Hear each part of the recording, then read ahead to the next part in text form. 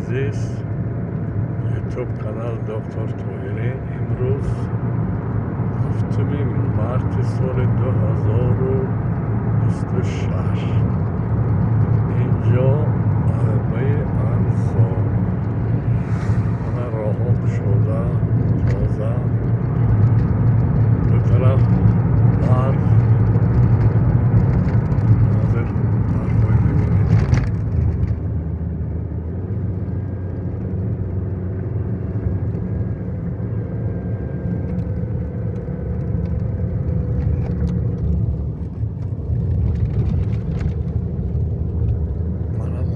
رفت و آمد کرده ایستادن آدمایی که عربه اعضاب دیدگی نیستن. مرحمت تماشا کنید، برف خیلی زیاد تربه دوام ماه فوریه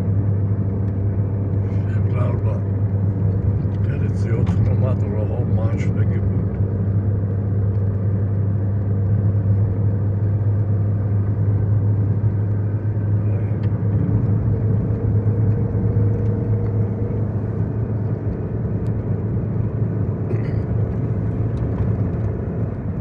Akbaş bunun şunaf ki ma abadıyım.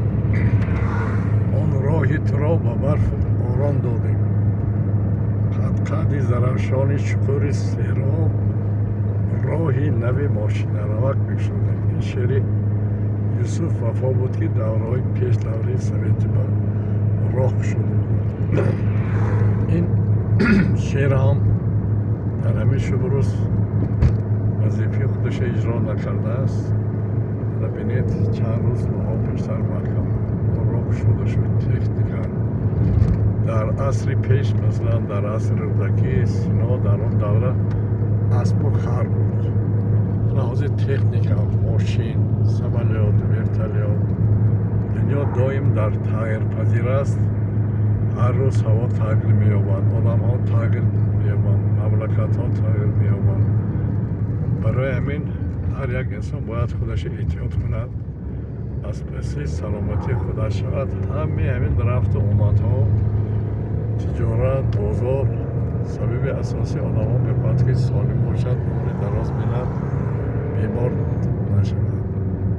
به همه شما راه سفید من شما عمر دراز بینید، 100 ساله شوید. برنامه دکتر طاهری که چطور آدم باید 100 سال بیند عملی نماید.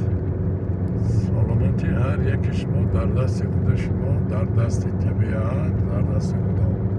سلامت و سر بلند باشد. اینجا عربه انزا.